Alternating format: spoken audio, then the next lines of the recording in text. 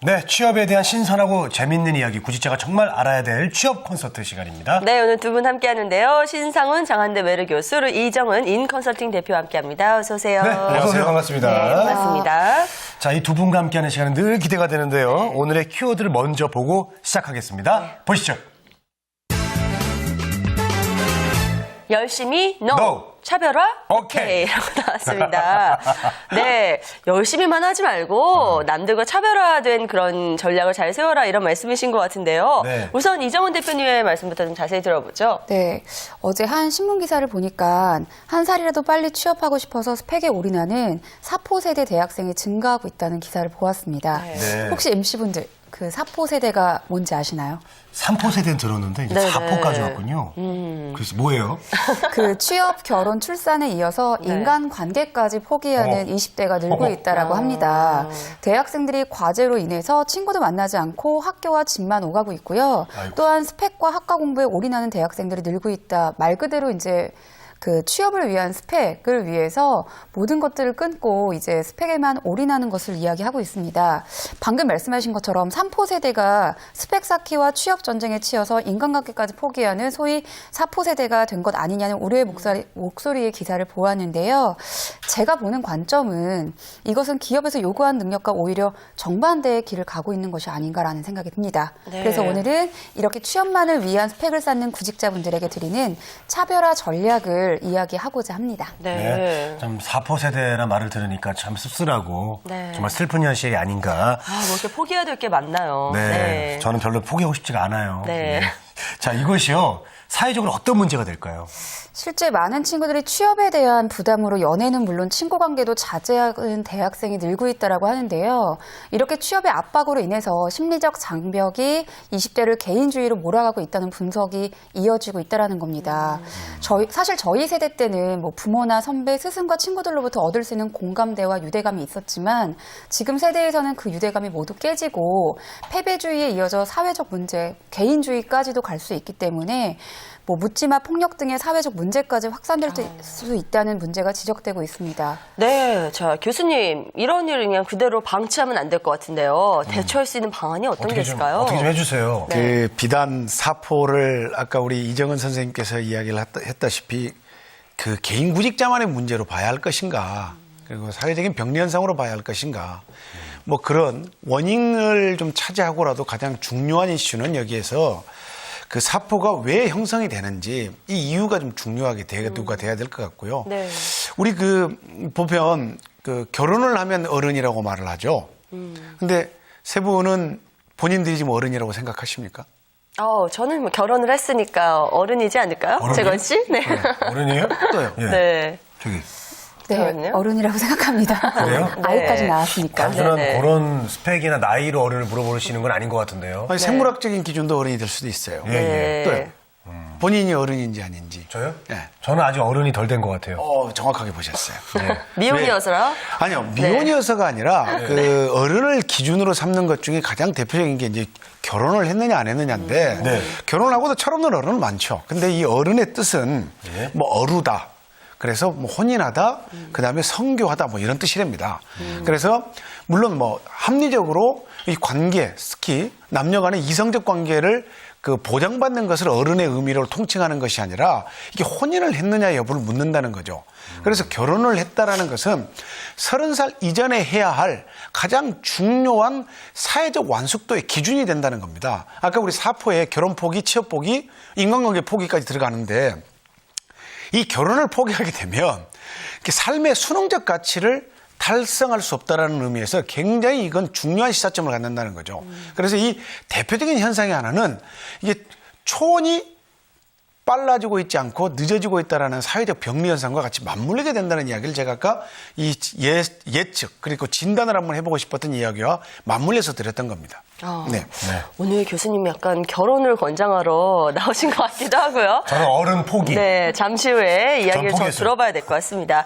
자, 이정은 대표님께서는 현재 상황의 어떤 대처 방안 어떻게 생각하시나요? 네, 사실 요즘 그 기본적인 스펙을 쌓기 위해서 그 네. 비단이 노력하는 모습을 누구보다 잘 알고 있습니다. 그렇죠. 그런데 공부만 열심히 하는 것이 절대 취업을 꼭 할 수 있다는 보장은 없다라는 거죠.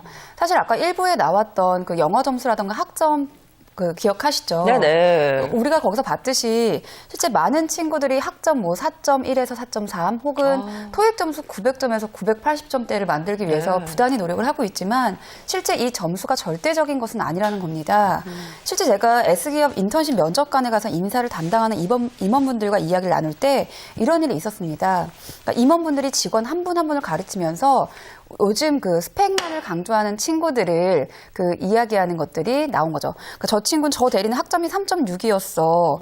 누구누구 씨는 토익 점수가 몇이었지? 우리가 흔히 이야기하는 4.5 만점에 4.4, 뭐 토익이 960에서 900점, 무턱대고 무조건 합격시키는 기업은 이제 존재하지 않는다고 저는 생각을 합니다. 그렇군요. 네. 그래도 뭐 이렇게 기본적인 게 좀 있어야지 너무도 없어도 그냥 무턱대고 그냥 인상 좋다고 뽑을 수는 없잖아요. 맞습니다. 물론 취업을 위해서 기본적인 책임감을 보여줄 수 있는 기본 실력은 갖춰야 됩니다. 우리가 아까 이야기했듯이 제가 보니까 취업자의 평균 학점이 3.6에서 3.8이었고 그렇죠. 영어 점수가 766점이 평균이라고 했듯이 모두 여러분들이 기본 실력을 갖춰야 되는 건 맞지만 요즘 학생들에게 가장 문제가 되고 있는 것은 사실 이 시기에 이제 취업이 결정되지 않은 친구들이 제일 많이 하는 게 도서관에 다니면서 혹은 학원에 다니면서 점수만 높이기 위해 급급해하는 것들을 너무 많이 봤다라는 겁니다. 그런데 이제 그 부분에서 지적이 좀 하고 싶었던 게 그러면 구직자 입장에서는 공부를 하지 않으면 뭐 하라는 이야기입니까?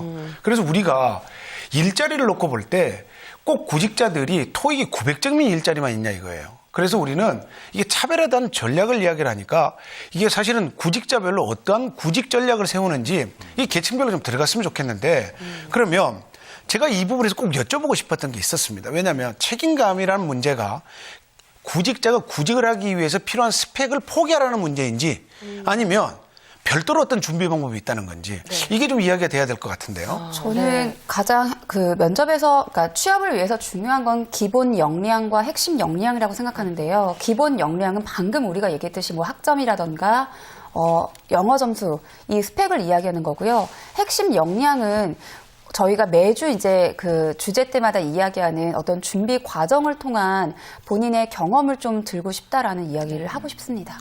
그래요. 교수님께서 아주 날카로운 돌발 질문 해주셨는데요. 네. 오늘 주제가 어쨌든 차별화 전략 아니겠습니까? 그러니까 그동안의 스펙 같은 거는 어느 정도는 저희가 유지를 하되 그거 외에 자신만의 개성과 강점을 좀 잘 드러내야 될 텐데요.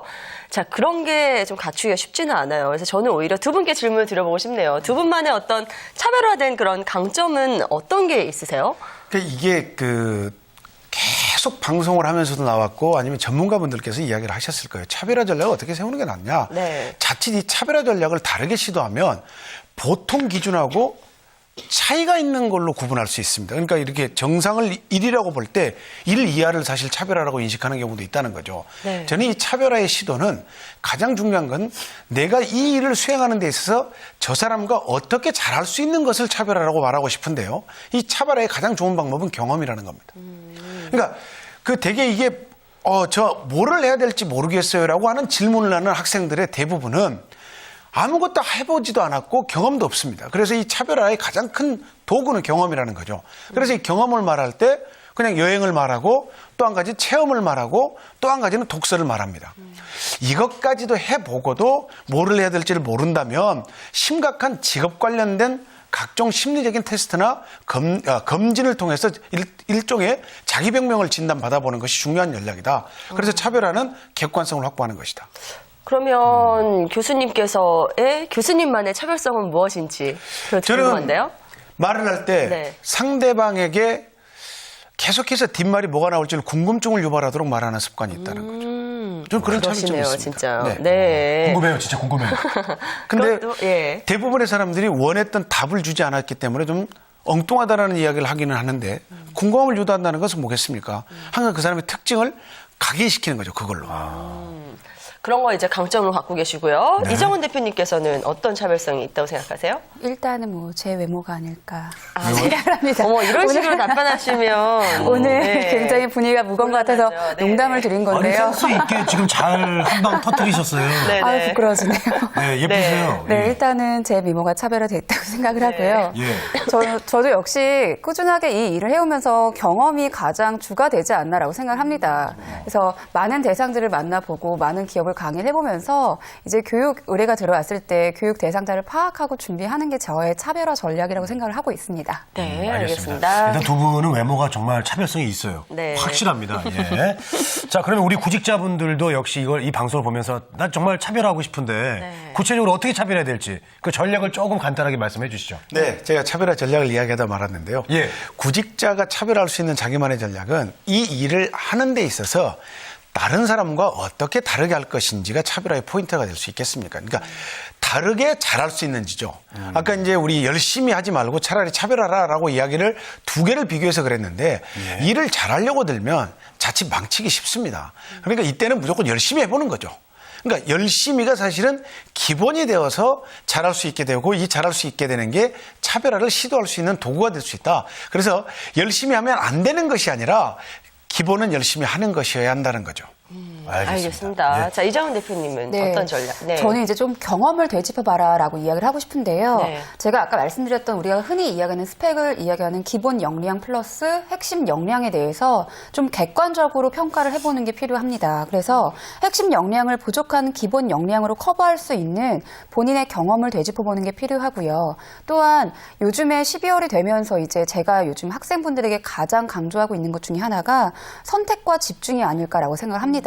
그래서 자신이 정한 산업과 직군에 대한 기업의 폭을 좀 이해를 넓히고요. 또한 이 핵심 역량을 높이기 위한 세부 실천 계획을 통해서 집중을 하는 게 필요하지 않을까 싶습니다.